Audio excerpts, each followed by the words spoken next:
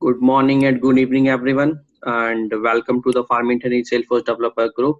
Again, we are come back with the one of the session in the Salesforce Apex Hour. So today topic is the microservices, and we are lucky that we have a Don Robin with us, and he is going to give a end-to-end session on this particular topic, and will give a demo. So thank you so much, Don Robin, to join us as a speaker in this group.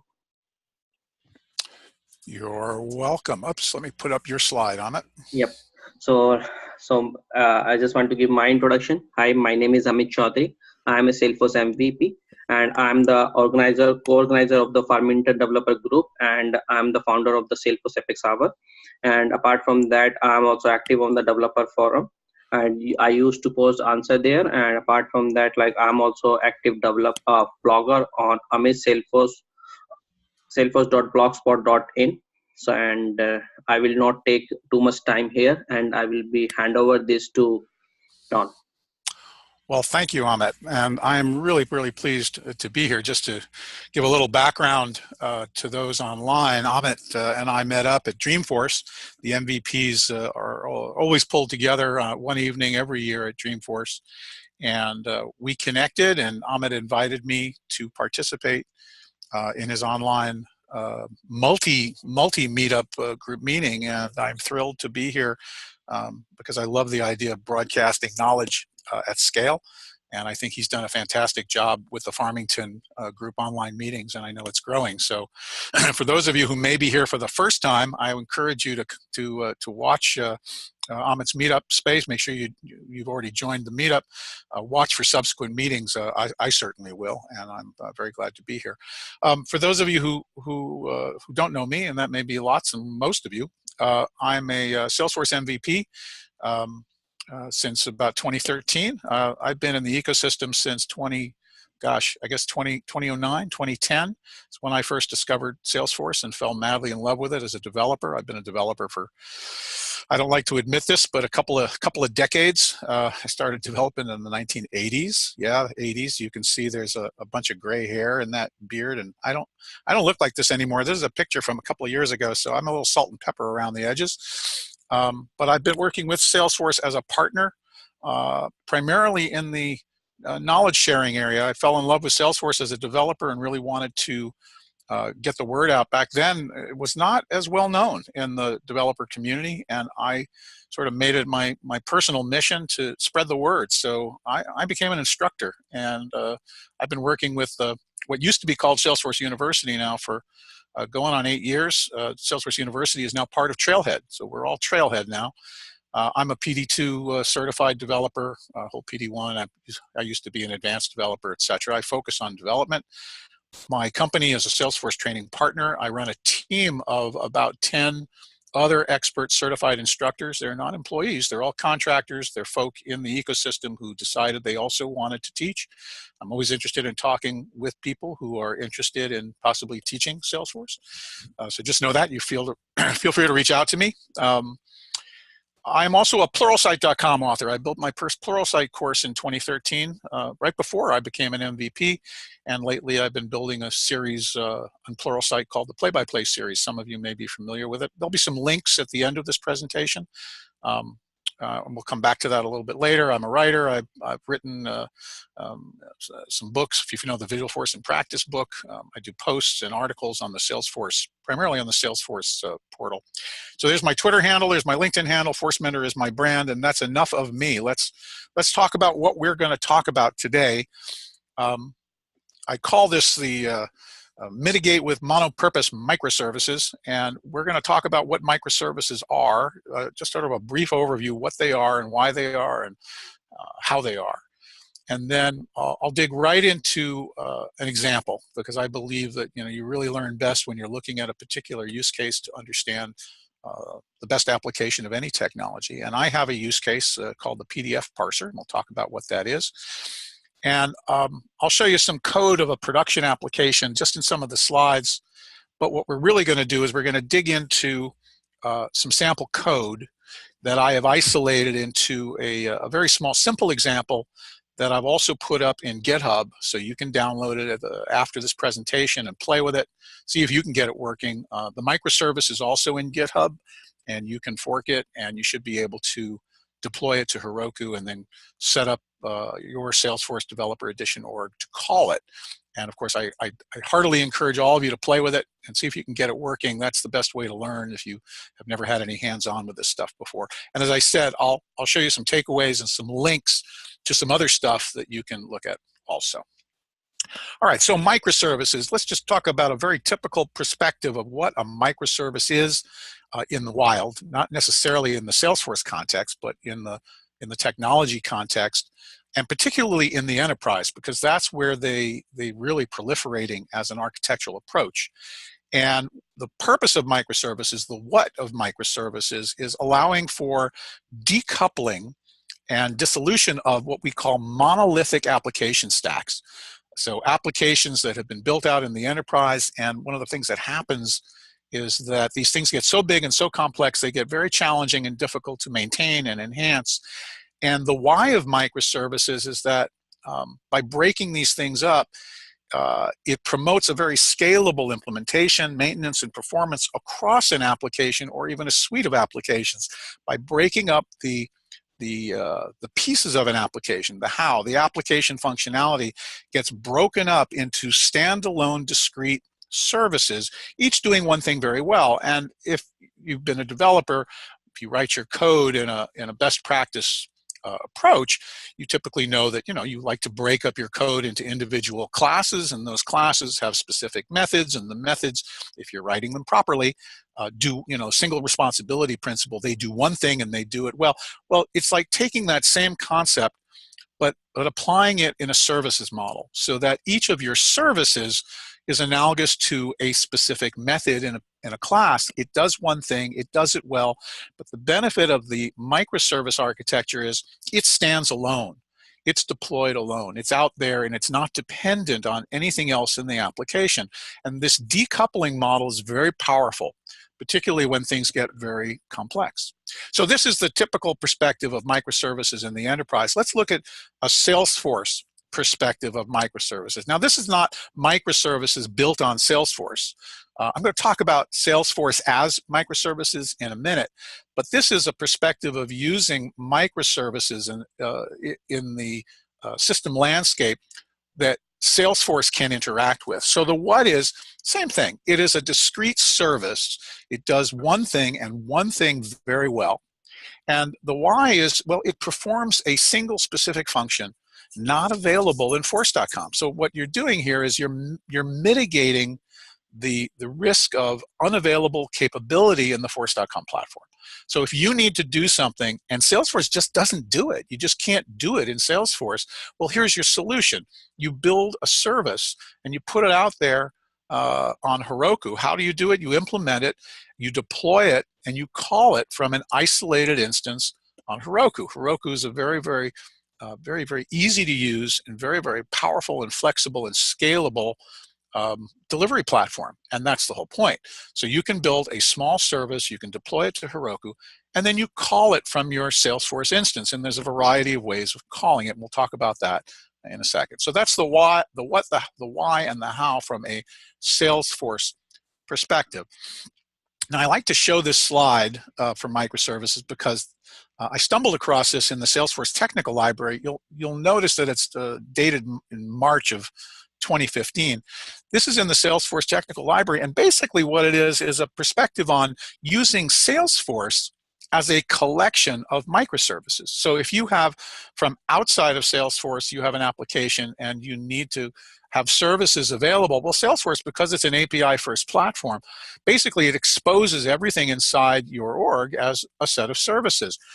It isn't really the same thing, right? The whole point of a microservice is that you can deploy something quickly, completely isolated. Well, Salesforce is, you could think of it as a big monolithic application. Actually, it's not. It is a collection of services. Salesforce is a service-oriented architecture. And you can build something very simply in Salesforce, like an Apex class, and then expose it through the API layer as a microservice. So you can sort of apply the same pattern. And if you're interested in learning more about that, I encourage you to go to this link and read up on it. But that's not what we're going to talk about today. We're talking about microservices that provide a solution when you can't do something that you need to do in the environment that you're in. You implement it somewhere else and call it as a microservice. So that's what we're talking about for this presentation. So let's quickly just go over some of the target characteristics of microservices. Again, it should fulfill a single function. It should be lightweight and independent of any kind of middleware, any kind of infrastructure. As soon as you start to weigh it down with more infrastructure, that's when it sort of breaks down into something more complex. And you don't want that. You really want to keep these things lightweight and independent. If it has a data source, well, then it has a data source. But the other services shouldn't necessarily have the same data source or even access to the same data source. As you design these services and you design the interfaces or the parameters, basically you want to follow a common, consistent pattern because you're likely to have more than one. You might have more than 100. So the more you have, the better it is, of course, to follow consistent patterns for your team of developers or even just yourself. It's always good to follow consistent patterns, so that's just a recommendation. And here's a really important part. The services should be written in the most efficient language for the task at hand, driven, of course, by the requirements, but also driven by you. What is the most efficient way that you can get this microservices up and running? If you're a PHP developer, well then build it in PHP. If you're a .NET developer, build it in .NET, deploy it to Azure. You don't have to put it on Heroku. The point here is that the technology choice, both for the language and the deployment platform, that should be what's the most efficient to get the thing up and running, because that is the objective. Get that service out there quickly so that you can start using it. Some of the capabilities, it should accept input. Obviously, you're going to be calling a service. You're going to have to give it some data. And because it's not just firing off a call to have something do something, microservice is typically doing a task for whatever it is that's calling it. So it's going to return some data, right? So it's going to accept an input. It's going to return some data based on that input. And as far as the protocol is concerned, you have a choice. You can make it synchronous or you can make it asynchronous. And there are different technology approaches, generic technology approaches for whichever one you choose. Let's just talk about that for a minute. If your service can return its result in a typical web HTTP request response protocol timeout under 2 minutes, then you would want to use a RESTful architecture. You can certainly use SOAP. It isn't recommended because SOAP is a more complex mechanism. It has lots of dependencies, whereas REST is really lightweight. So most single-purpose microservices are typically built with a REST architecture these days. Now, if your service takes some time to actually accomplish its task, more than 120 seconds, well, then you're going to want to use an asynchronous approach. And in the Salesforce world, we have this wonderful new technology called platform events. If you have not yet played with platform events, I heartily encourage you to get to know it. There's a couple of great Trailhead modules and even a project for platform events. It's a lot of fun, and it really drives home exactly how it works and what it is. And it's incredibly scalable. That's why they built it. It is really eventing for the enterprise using Salesforce.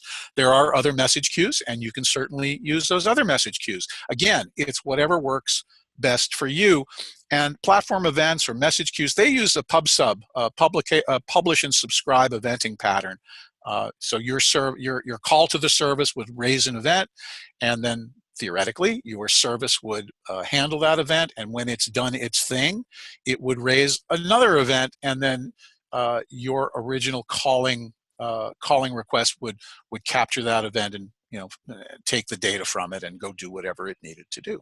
Again, you're going to set this up, which is whatever is easiest for you, synchronous or asynchronous, and of course your requirements. Now, just a little caveat, this last bullet point here, don't confuse the synchronous or asynchronous nature of the service with the synchronous or asynchronous Apex callout that might be required to call that service, right? So there's really two contexts here for synchronicity. There's the service itself. Is the service a synchronous or asynchronous microservice? And if you're going to call it with Apex, which is what we're going to be showing, are you going to call it in a synchronous or asynchronous context? Those are two different uses of the synchronicity. So that's just something to keep in mind. Don't get confused by that.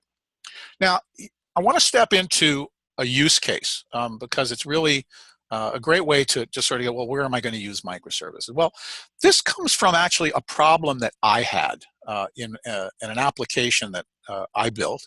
And the problem is actually pretty straightforward that you may have experienced. I'm a Salesforce partner, and I have a number of contractors that work for me, and I bill Salesforce. I invoice them. And Salesforce has a great accounts payable division. And when they've processed my invoices, they send me an email. And attached to the email is this thing over here. And you're actually seeing this is real data. I have no problem showing this off. There's nothing secret in here. This is what's called a payment remittance advice.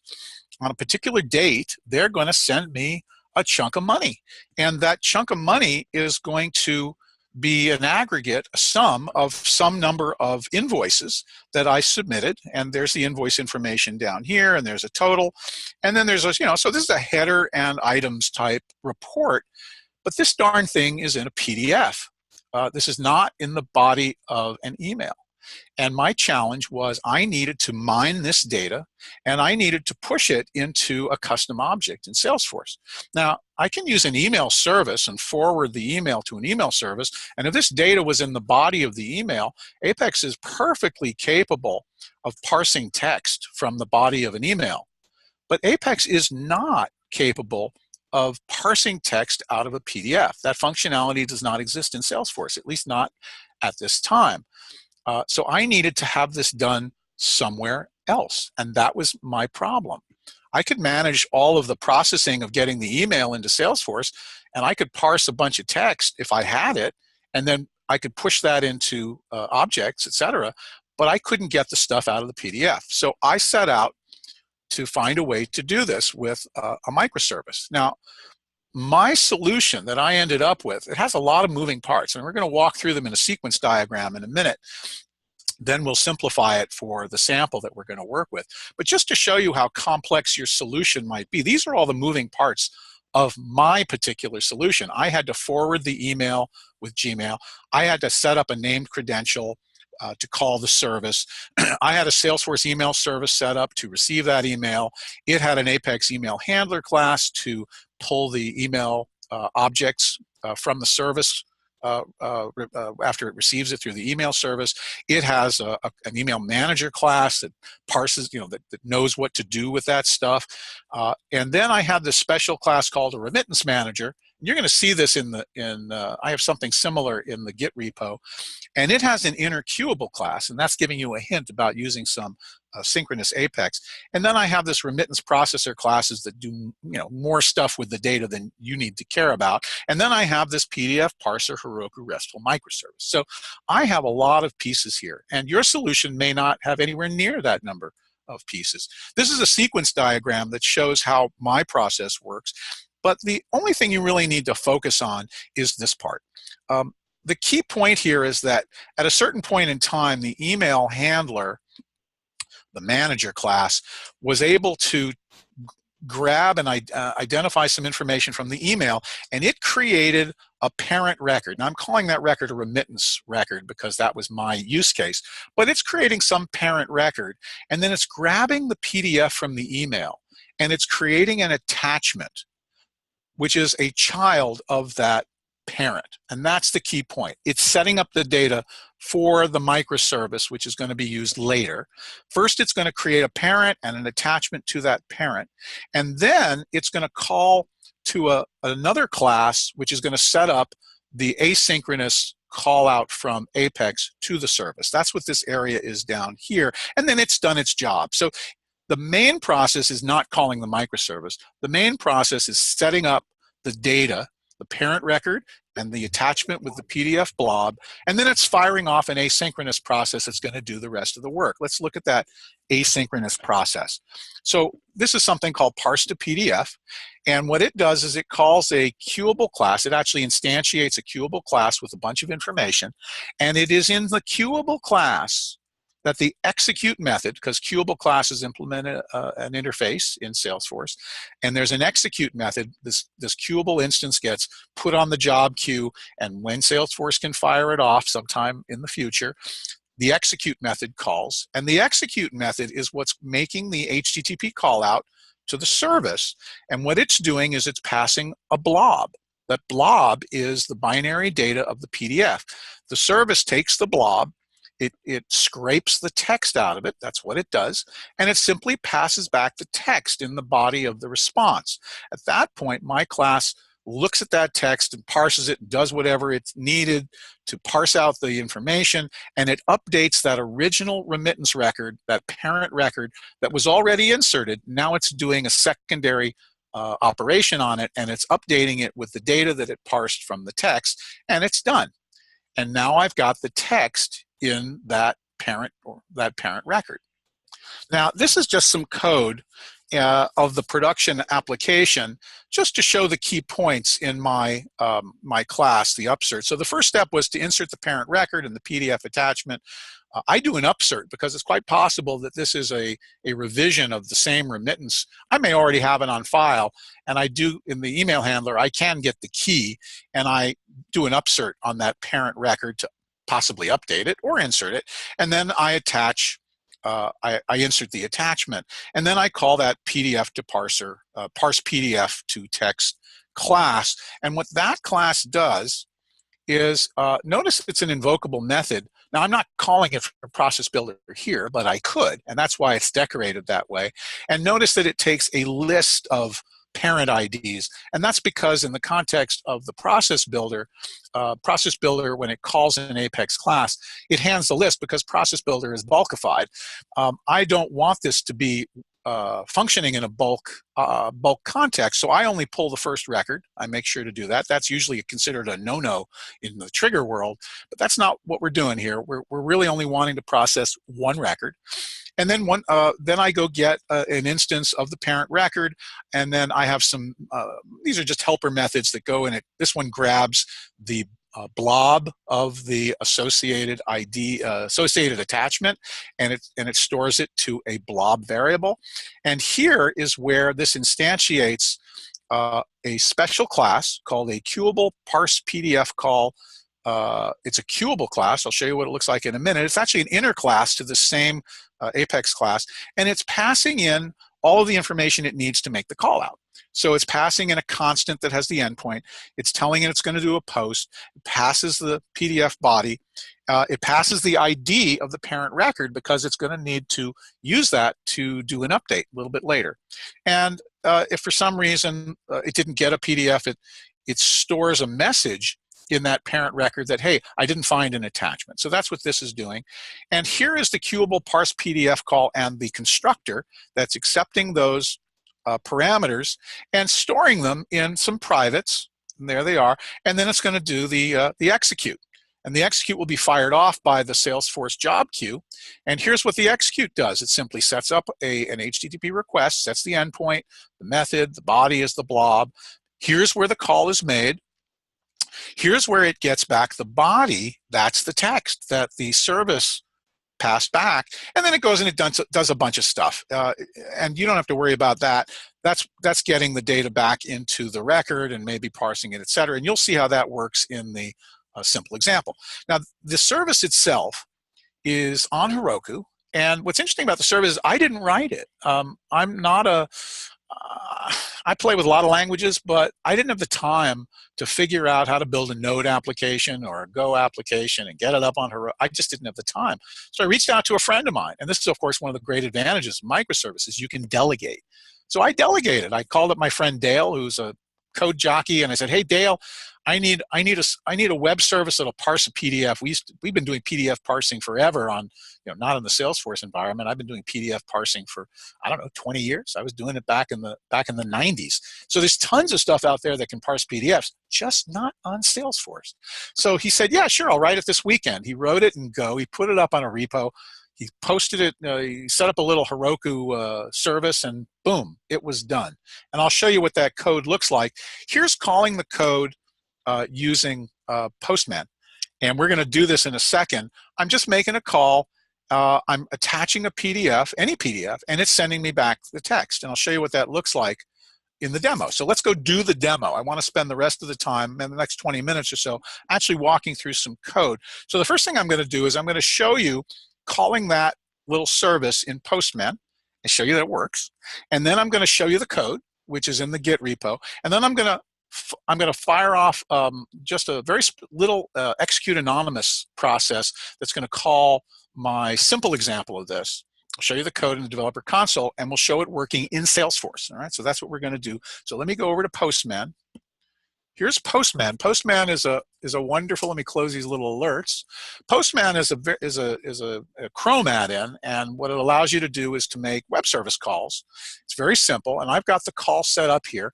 What I don't have is a PDF attachment, so I'm going to go here and I'm going to go grab my little simple PDF example. So basically, this is going to be a post to this service instance, and the body is a file, which is a binary file.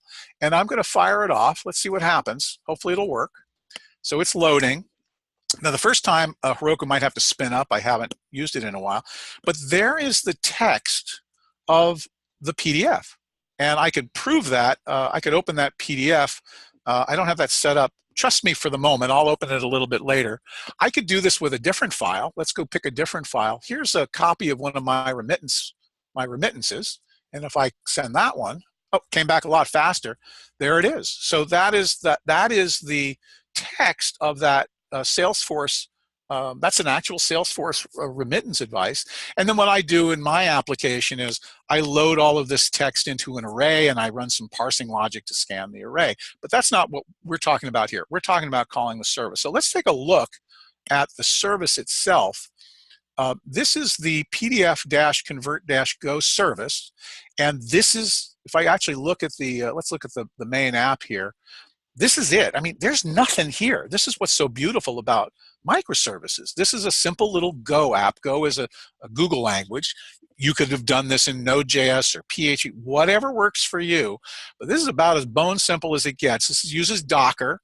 So it likes as a package manager type function. Docker knows what to get.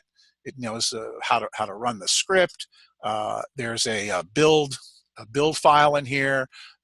He runs this on Linux. This is on the Heroku instance. And here's the code, guys. The code is 61 lines, and it's mostly error trapping. The actual thing that converts the PDF is this guy, because there's a library out here called io-/ioutil, and it has a little utility method called PDF to text. Like, how simple is that? The rest of this stuff is just, you know, the framework of setting up the little web service. There's a main down here, the handle. It's looking for the route convert, and if it gets it, it's going to call the convert handler function. There's the convert handler function. This is all error trapping, right? All this thing is doing is it's calling in the response, the call to the IO, and then it's calling this convert output. It's processing it, and it's sending back the text. It's about as bone simple as you can get. So let's quickly show you the code. Now these are the gists for two Apex classes.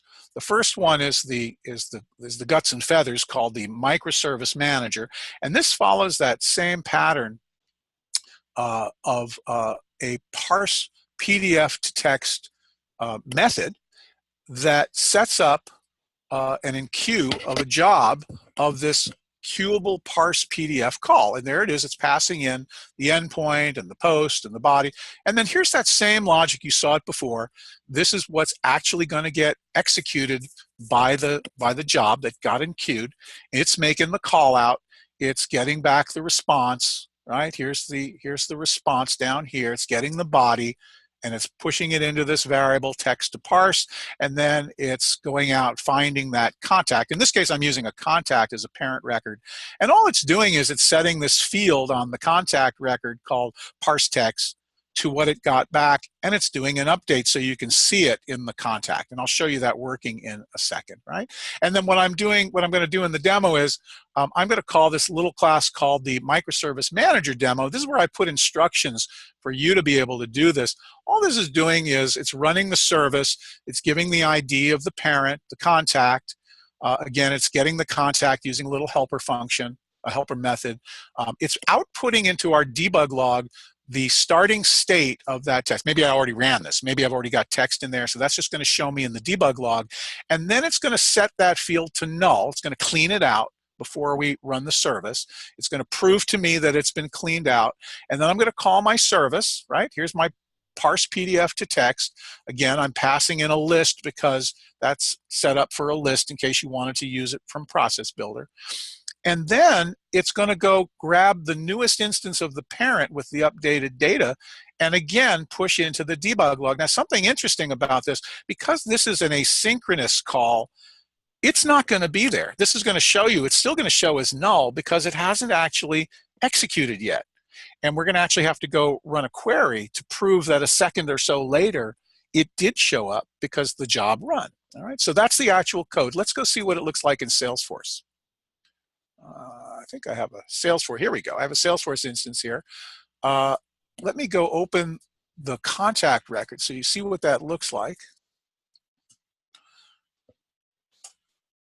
Go to contacts. I'm going to go to Tim because Tim is where I've put the attachment. Now, I've already run this, right? Here's the attachment down here. There it is, order confirmation, and I can view it. Here's what the PDF itself looks like. Very simple. And, you know, the data has to be, you're going to have to parse this out, and that's going to be some code in Apex, and you're going to have to figure out how to do that. But that's the PDF, and it's already been attached. That's what my email service would have done. And in this case, I've already run the service. So I'm going to leave this here for the moment. We're going to run this from the Execute Anonymous window. Here's that Execute Anonymous code. That is the ID of that contact, and I got that from the URL. So I set that up in a variable, and here's the call, right? Run service, and I'm going to run it. Now, down here, I'm going to watch what happens in the logs when I run this. I'm not going to open a log. I'm just going to execute the call, and there's the first log, and there's the second log, right? There's two logs. Why? Because the first Apex ran that I called from Execute Anonymous, and then it fired off the other class method, which set up the job, which then got enqueued, and then a second or half a second later, that job got run by Salesforce. So one of these is the first method, that call that I have some debug statements in. Let's go look at those debug statements. Okay, so the first debug statement, let me bump up my my font there. There we go. So the first debug statement shows what is the starting state. Well, there it is. That's the text that you saw. And then the next debug statement is, okay, I've cleared it. Yes, it's cleared. Now it's null. This is actually coming from the microservice manager to show that I passed an ID and to say that it did indeed get the attachment. It went and it fetched the attachment to send to the service.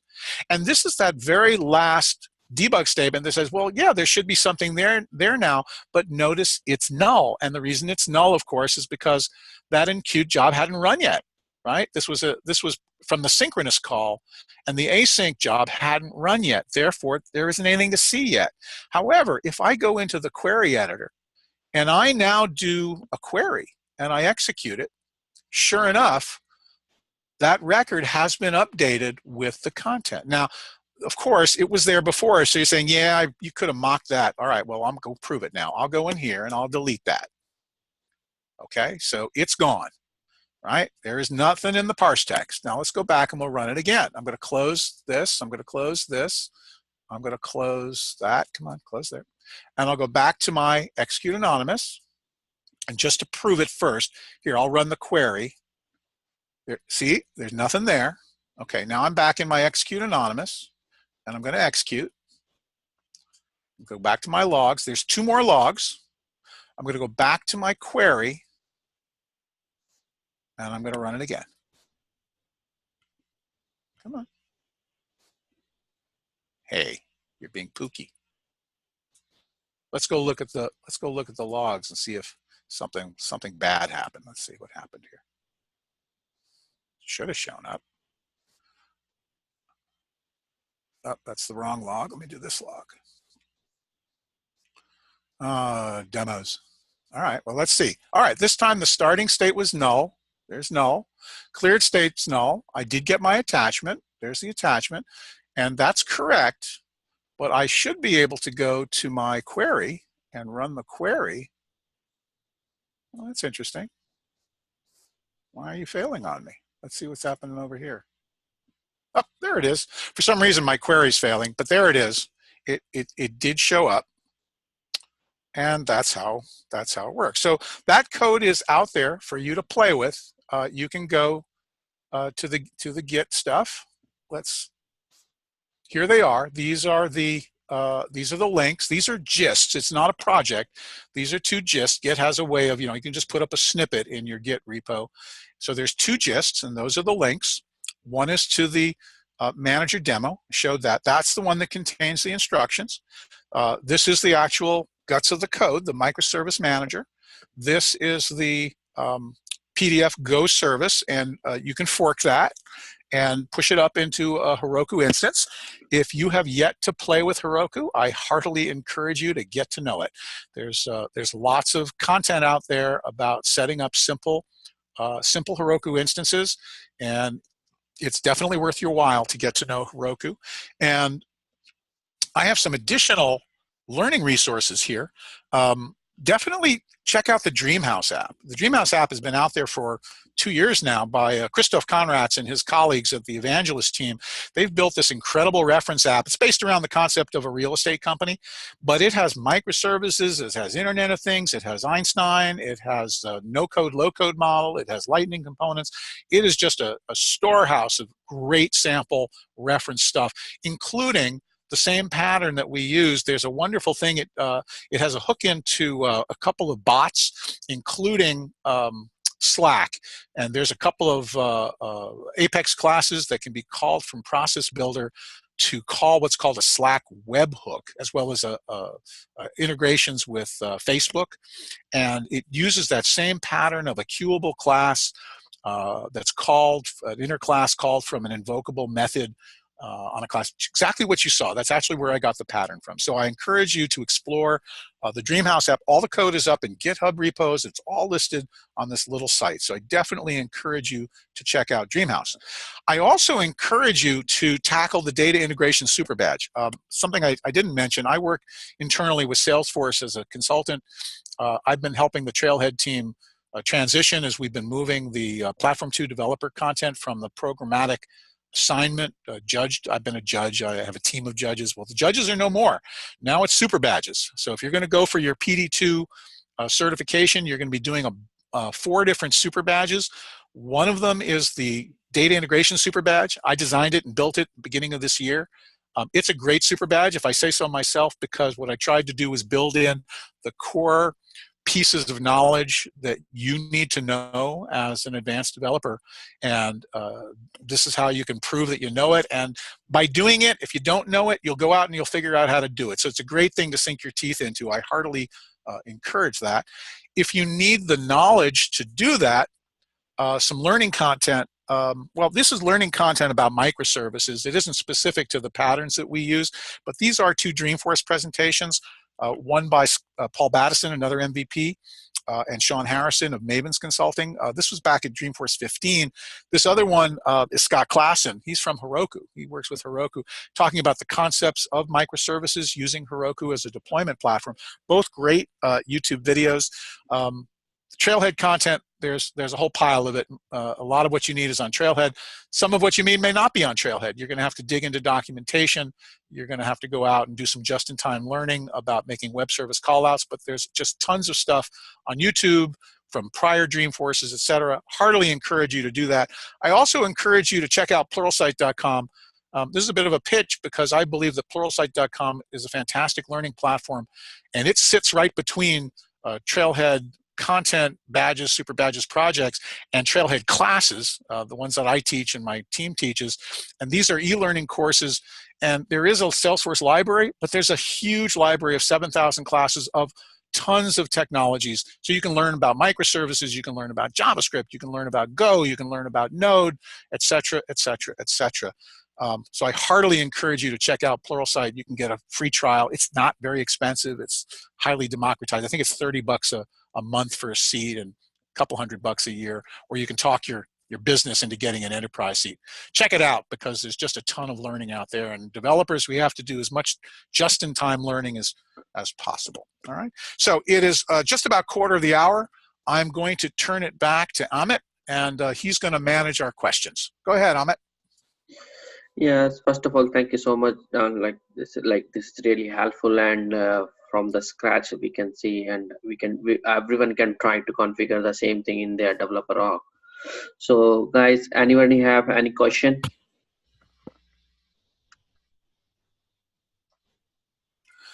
Any questions that you do have, I would ask you that you chat them in the chat window rather than coming off mute, and we will try to answer them. I hope I gave you something to chew on.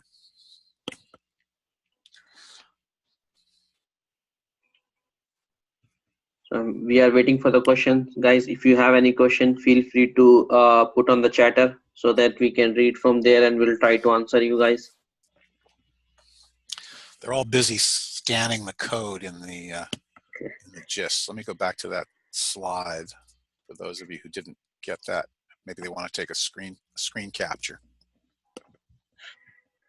Yep.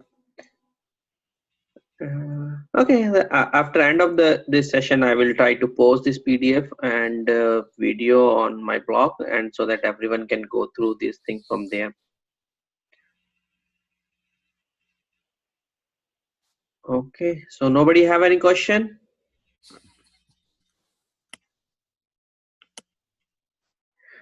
Okay, then can you go with the last slide?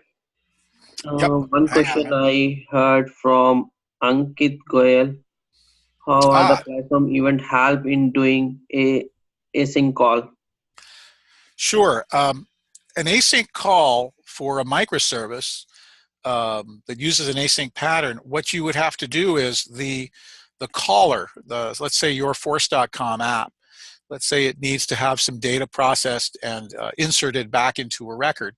So you would have to fire off a platform event, and platform events are really nothing more than a metadata container that looks very similar to a custom object. It has a different double underscore API suffix, but essentially what a platform event is a record that's going into a data store, and you fire off a platform event by doing an insert into the custom platform event object, essentially, and by inserting it along with any fields that you get to configure, just like a custom object. The fields are essentially the parameters for the event. So you can have a field of text or a field of a date, etc. And basically you insert the record into the platform event object that you get to design the schema for. And by inserting the record, it publishes it in a queue. And it broadcasts it, very similar to the concept of the streaming API. And any application that has subscribed to that event type will handle that event. So in other words, by putting that event into the stream, any listeners that are configured to subscribe to that event will see it and will be able to handle it. So that's how the message gets passed from your application to the service application, wherever that service is. It has to be capable of subscribing to the event. It receives the event and it goes off and processes the data that it pulls from the fields, the parameters.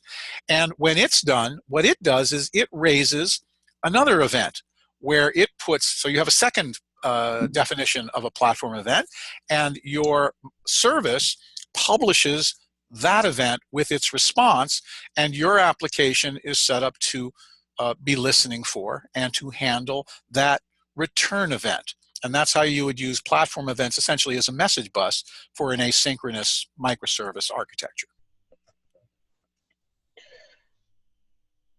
Okay, so another question is from Silad. Any preference on microservices design pattern or any recommendation from the Salesforce? I don't think there are any direct recommendations from Salesforce.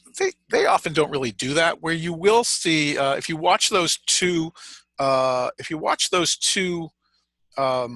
those, hang on a minute. If you watch the two YouTube videos, particularly this first one with Paul Battison and Sean Harrison. Mavens has done a lot of work with microservices, and they actually show a couple of design patterns that they have evolved and sort of codified of working with asynchronous eventing. They did it, however, I'm not sure if they did it before. This is 15, Dreamforce 15. So I don't think they're using platform events to do it, but they are using messaging to do it. So they recommend a couple of different design patterns for asynchronous eventing for microservices. But the pattern that we used is just a RESTful callout. So it really is, you know, if you're going to choose sync or async, it's based on your requirements and what you can get up working as quickly as possible.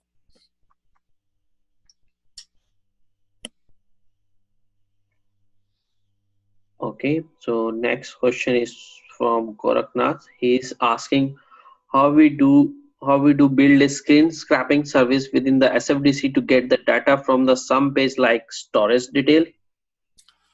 I'm sorry, can you put that in the chat window? I'm not understanding the question. Okay, let me put that question in the chat window. Let me put that for everyone. How do we build a screen scraping service within Salesforce to get data from some pages like storage details? That's beyond the context of microservice.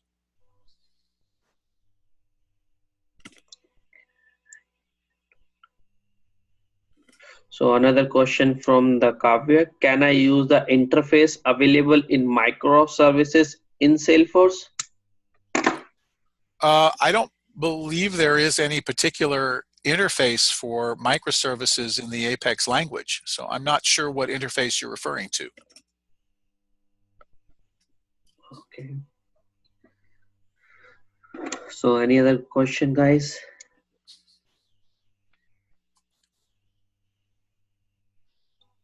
I hope that's all we have. One question. One more question, then. Governor limits? Yep.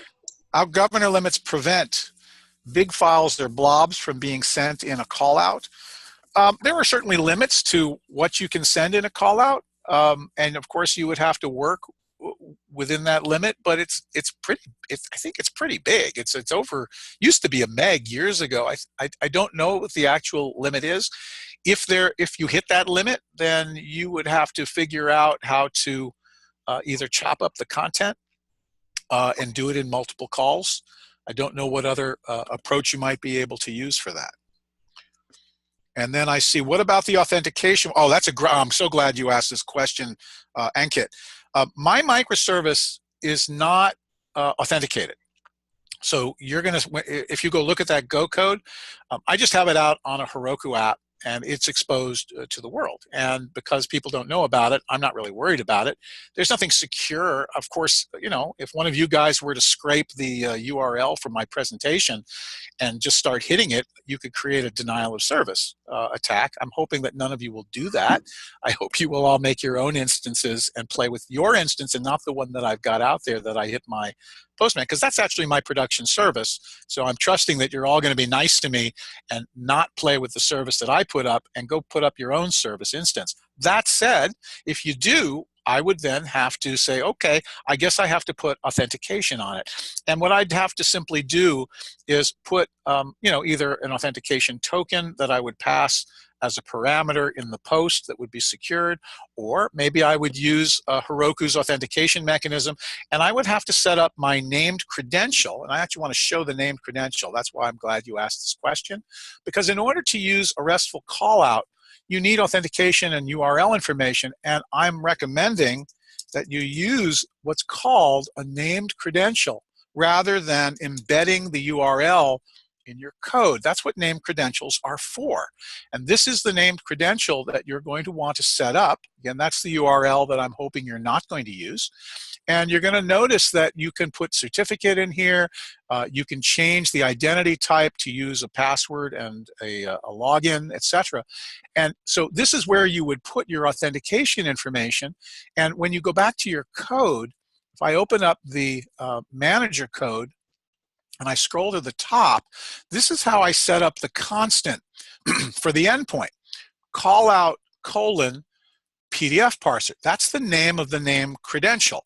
So basically, this is a feature in Salesforce. This is a low-code feature in Salesforce that allows you to configure the connectivity information for a web service in metadata.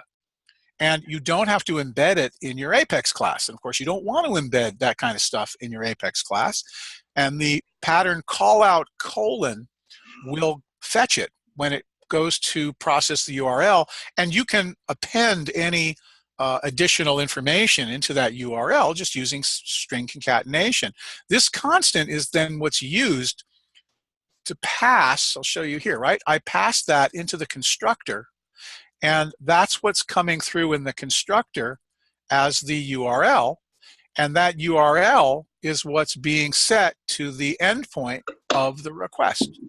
So that's how you can pass the URL from the named credential directly into your Apex code using the callout : pattern, and maintain the URL itself in the named credential. In addition, there's identity providers. If you need to set up an identity provider and tie it to your named credential, you can do that as well. And you can then put all the OAuth information in the identity provider and connect it to the named credential, and it gets utilized when you make the call out, and you don't have to do any of that security information in your Apex. So it's a beautiful low-code pattern that Salesforce uses to support web service connectivity.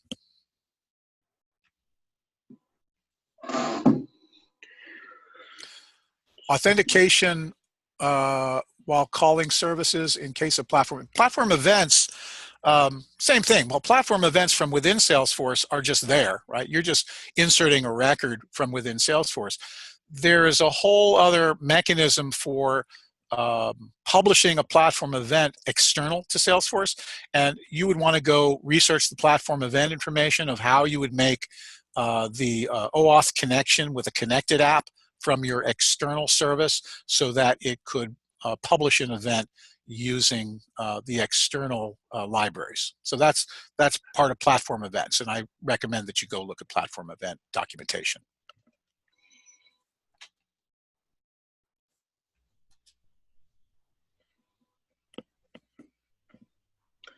Okay, any other question from anyone?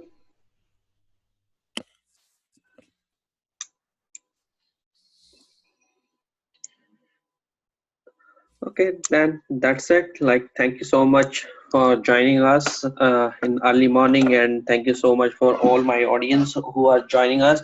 As like I know there are a couple of guys from India as well, and it is really late night for them. So thank you everyone. Thank you for joining us, and try to follow us on Twitter with the hashtag Farmington Hill SFDC Developer Group, and everyone have our meetup link. So please join us for the future session. We will come up with a new topic once again in the next month. Thank you, Dan. Thank you. My pleasure. Thank you all, everyone. That's very enjoyable. And have a nice Saturday, or I guess Saturday night for many of you in India. And we'll see you again. Thank you so much. Bye. Bye-bye. I'll leave that share up there for a couple of minutes while people detach. Yeah, sure.